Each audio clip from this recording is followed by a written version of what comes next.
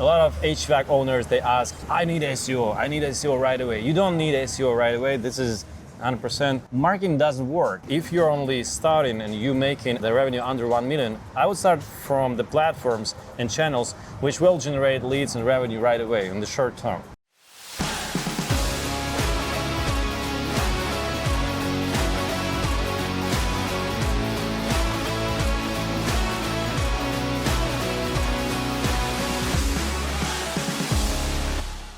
Hi, this is Dramshev from Netrocket and from the Marketing Game podcast. We are meeting with Dan today in Florida and Miami. We're sitting talking about HVAC, marketing and business. Yeah, welcome. Thanks. It's Denis from Media Components. Dan, thanks for stopping by Miami. It's getting hot in here, perfect timing to speak about cooling in air, making sure you guys are getting enough clients, enough leads. Right now, everybody wants to consume video content.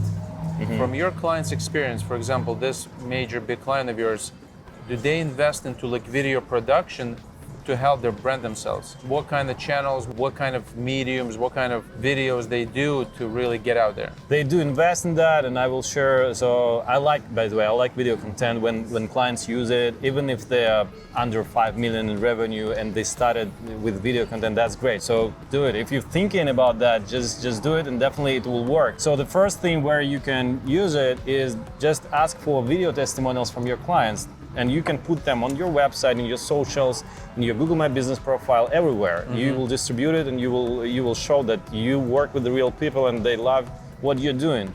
Then this is the first thing. Then the second thing is just to show your team, show your expertise, maybe educate market a little bit, educate your potential clients, or just share how you do the work, how it looks like, because some people, they don't trust if they don't see that. Right.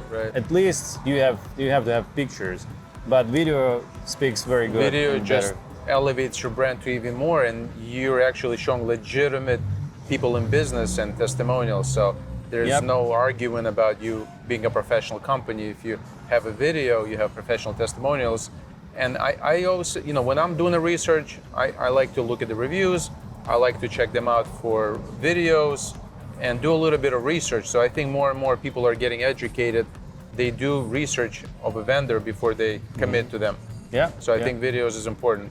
Yeah, it's important. And also what these guys are doing, they run a YouTube channel where they show actually their business from behind or from inside. They're transparent of their operations. They're very transparent with operations, with everything, with even their revenue, their processes, how they, the quality process, everything, the distribution, what parts where they buy those things, how do they supply. Everything is open, and this is why people trust them. This works very good. And the owner of the business and the founder, he's very media guy. A lot of time he's in the media. That helps. That helps if the owner is the actual face of the company and not behind the operations. So. And he's, by the way, he's not only the face of the company, somewhere in media. He actually sits in the office. He knows everybody. He knows all the process. And he is the strategic guy who actually built this company. He's day-to-day inside the company. He actually builds the brand. He builds the company from. He's the visionary. And it's very important. And by the way, talking about SEO, we started with SEO, originally regular SEO, search everything everywhere optimization. This also helps the regular SEO when you try to make your website visible in the Google search. This branding, the YouTube, the video, all this investment help with less efforts in SEO to get better results. By the way, this is how actually we're kicking out of the top positions some other older companies which invested a lot more, and we're getting those positions right now, I would say easier with less budgets, because of this brand is quite built very good. So getting into the conversation of SEO, and you mentioned SEO is obviously a long-term investment into the company. It could take 6 to 12 months to start noticing results in most cases. Yeah. And you have to have patience and budget to invest into SEO. For HVAC companies that are ready to go into the SEO, what do you usually recommend to them? What's the best way to get started for HVAC company to invest into SEO?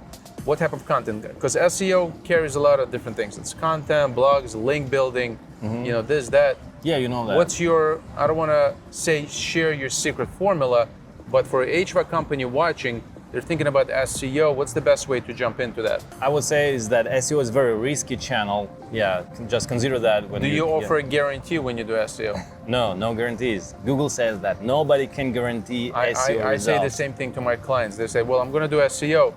How many jobs can I sell with SEO? Yeah. It takes time. It's a experiment. It's a game. Yeah, right? it's a game. It's a really the marketing game. It's a marketing. It's but an you have game. to have you have to have a budget and patience, and you have to be a little bit more established to really invest into SEO, because at the end of the day, it's investment into your business. It's an investment. It's a risk investment, and this is why I don't recommend SEO actually in the very beginning. So those guys who are not ready to invest in SEO, to make this risk, don't do it. Just do the lead generation. But if you want to establish, grow your company on the next level, if you want to sell maybe your company for 8 figures and more someday, and there's definitely your company will need a proper SEO, search engine optimization. It's quite a big part of the marketing itself. How I would approach, it's everything. It's firstly the site structure. So you need to be, because for HVAC the SEO is mostly local SEO, because anyway you serve locations, you serve some areas, and if you're focused only on one area, so do everything to cover that area, keywords, areas, searches, and cover everything. If you're serving several locations, make sure you have these separate pages for each location, for each service, which can be stick to that precise location. So the location pages, the area pages, sometimes even zip code pages may work, and the service pages which connected, and we need to have also this micro data on the page. The schema data? Yeah, the schema, which will allow Google to understand, okay, this belongs to this area, this is the signals for Google to rank it correctly. The content on your website has to be very unique and very expert. I recommend to read about the EAT factors from Google, because this is how they analyze your page and the content on your page. What's the EA stands for? It stands for expertise, experience, and trust, and all that. Okay. So they analyze all these factors. So the content which you publish, it has to be from some expert from your company, and that expertise has to be proven by the social media of that person who is the author of that content. Right. This is why this video plays very good role when you have video, when you have this YouTube channel, when you play with video on different other platforms, and you're active in social media, and you're active on your website, and you have all different kind of content. So it's all the social signals, as they call it, right? Social signals. It's like if you're signals. linking a person who wrote the article back to their website, make sure there's credibility and footprint, digital footprint, right? Yeah, Okay. And of course, technical optimization, the basic things which have to be on the website. And I saw a lot of websites, and I will not say the names, but the companies which making millions in revenue annually, and the websites are not optimized at all, even basic optimizations. So check out your website. I'm sure that you have some issues which not allowing your site right now to be ranked by Google. And even with established companies who invested already in SEO, sometimes you just onboard the team which will do some SEO, but not the SEO which your brand deserves. So be very accurate when you pick up the partner for SEO. So there's no argument that SEO is definitely a good investment over time. It's like investing into a new technology or a new tool in a business. But companies that are looking to keep the customer, lifetime value of the customer, what do you recommend to your clients as far that ties into digital marketing, maybe like upsell or retargeting?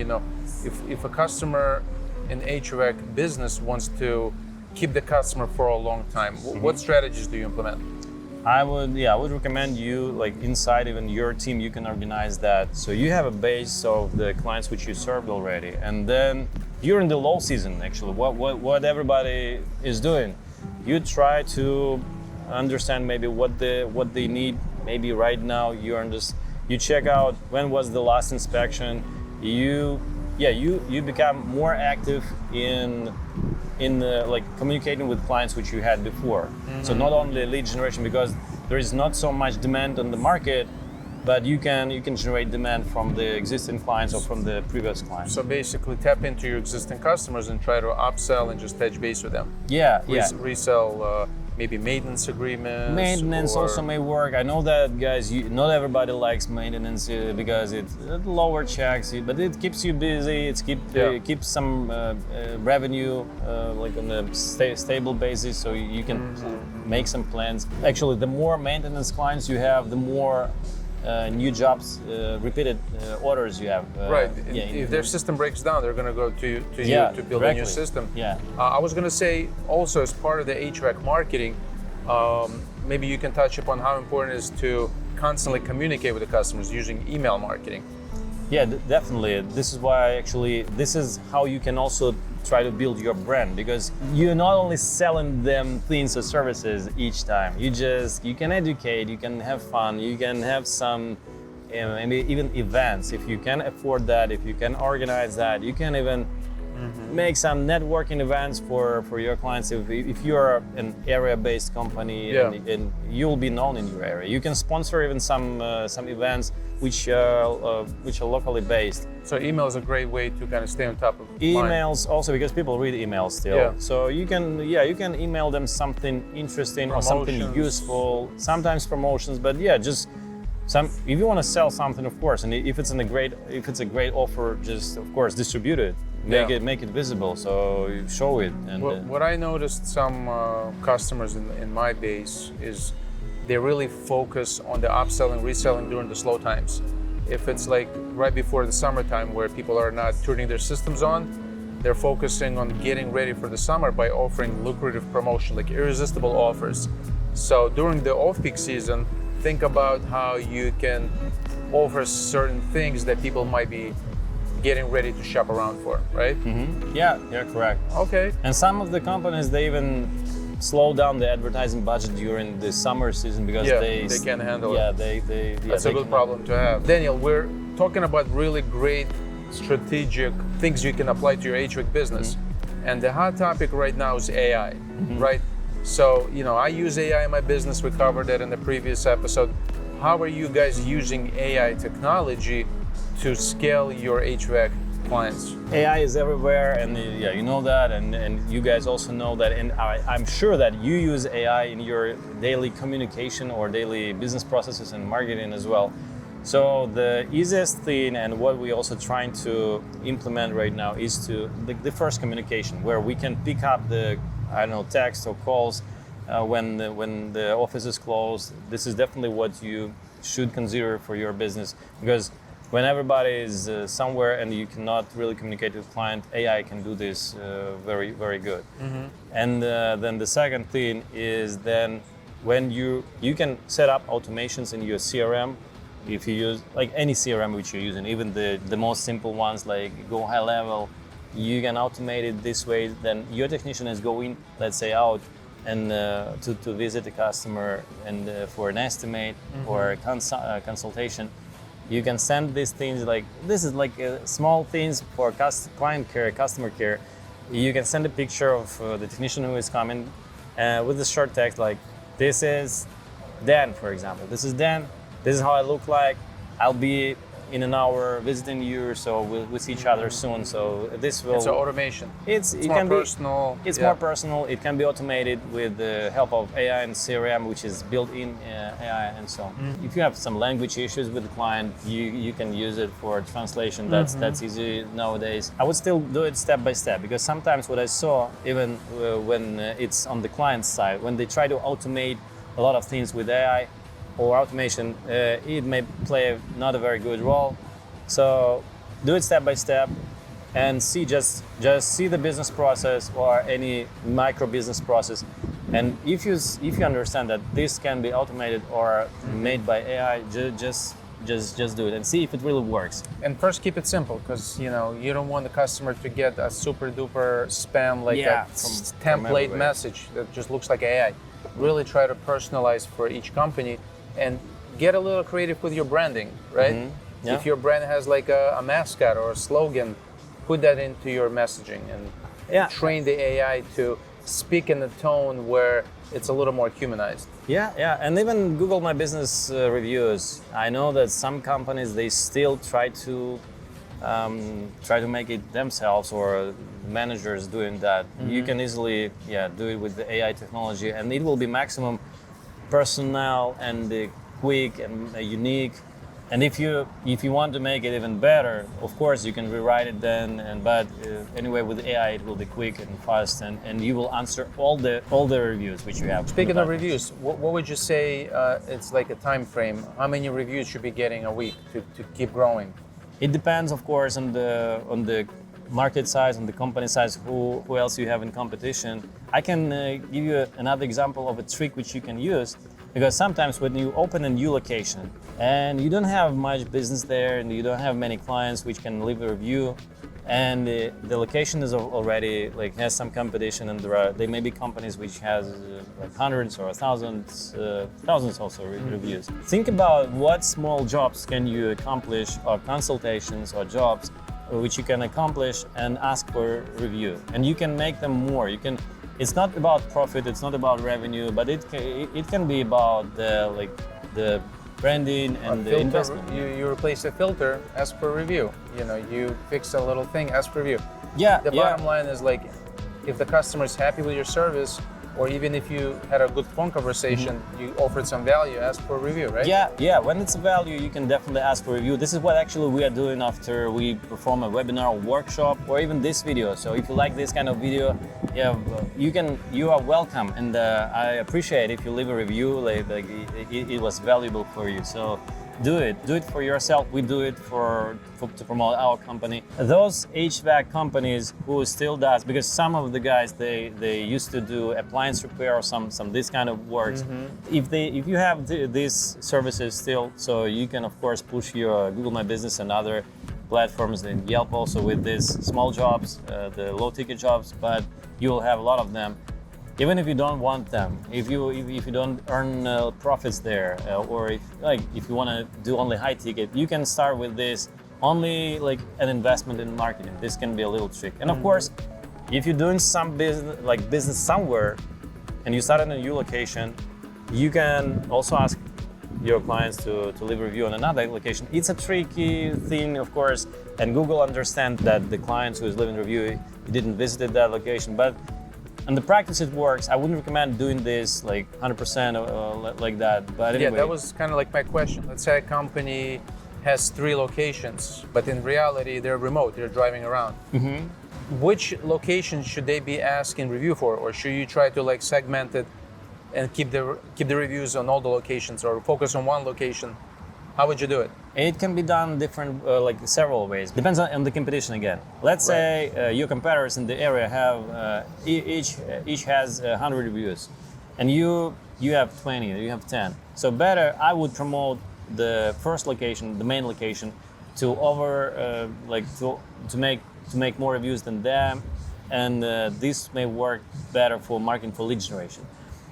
But at the same time, if you do reviews for different locations and you can still win that let's say at least 3rd position, then you can do it like that. And of course, if you are doing services in New York City and you ask those clients to leave you a review in Miami location, then better don't do this. Only if they are really somewhere close to each other, this may work, because otherwise Google just can delete those reviews, or it's not very good for your account. So I like that strategy. So really do a competitive analysis and see where you need to boost up the presence. Metrics.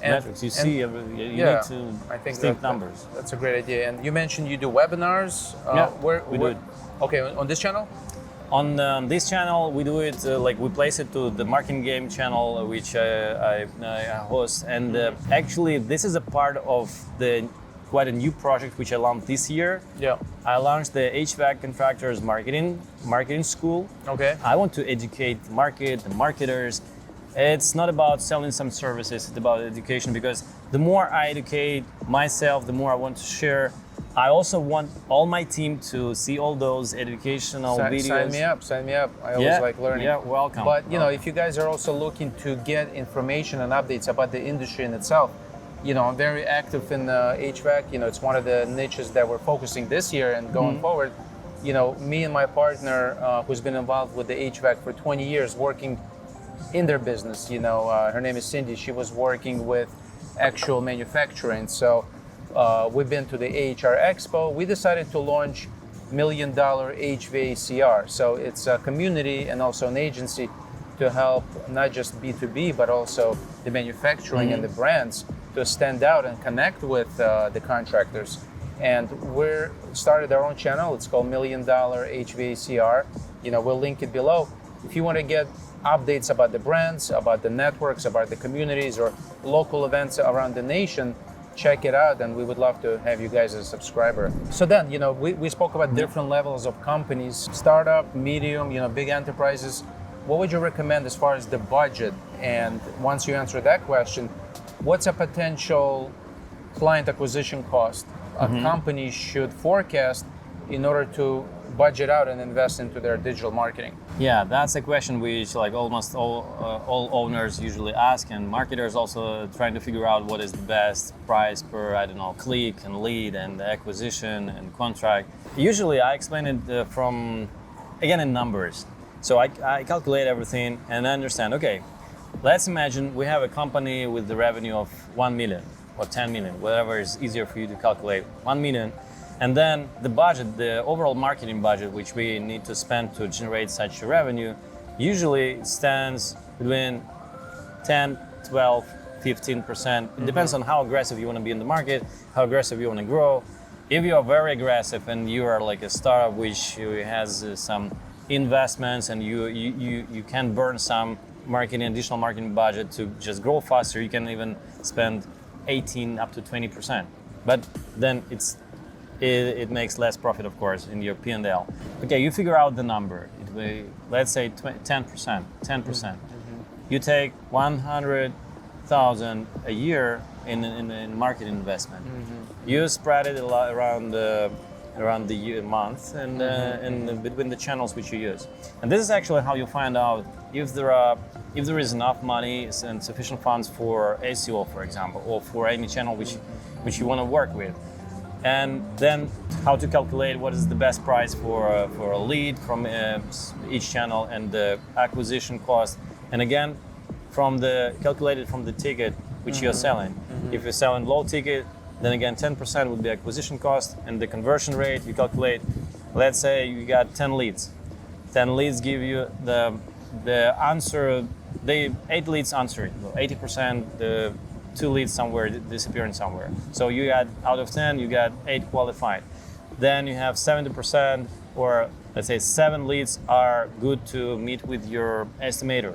You qualify them, maybe they're not qualified after estimate. Let's say you have out of these 10, 5 qualified leads for estimate. You offer these estimates, and then the conversion rate maybe 30%, maybe 20%, it depends on your technicians and your sales team and your offer and your, of course, pricing, because on some markets the price competition is very hard. And this is how we calculate. Let's say from 10 leads you got 1 contract, one contract sold. Yeah, so you need to then define how much, and this 10% of the contract has to cover all these 10 leads expenses.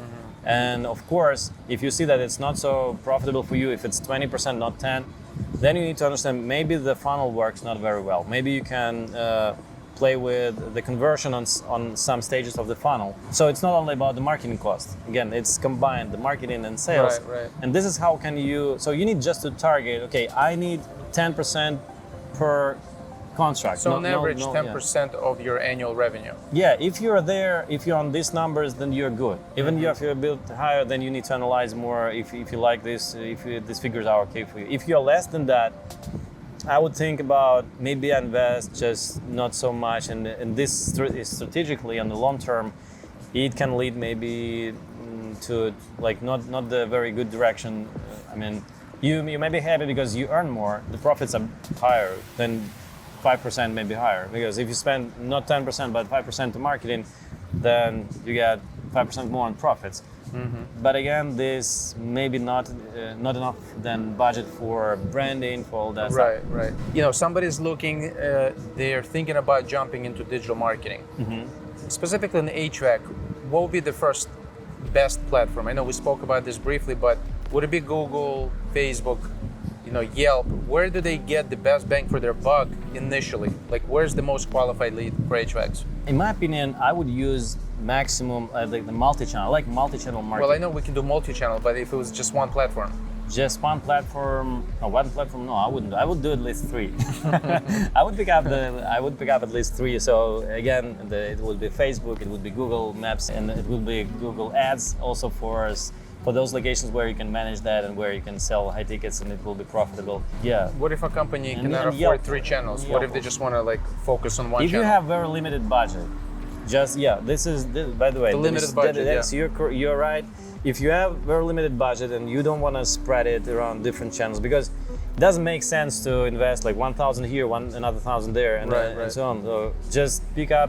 I would test, then step by step, I would test the channels which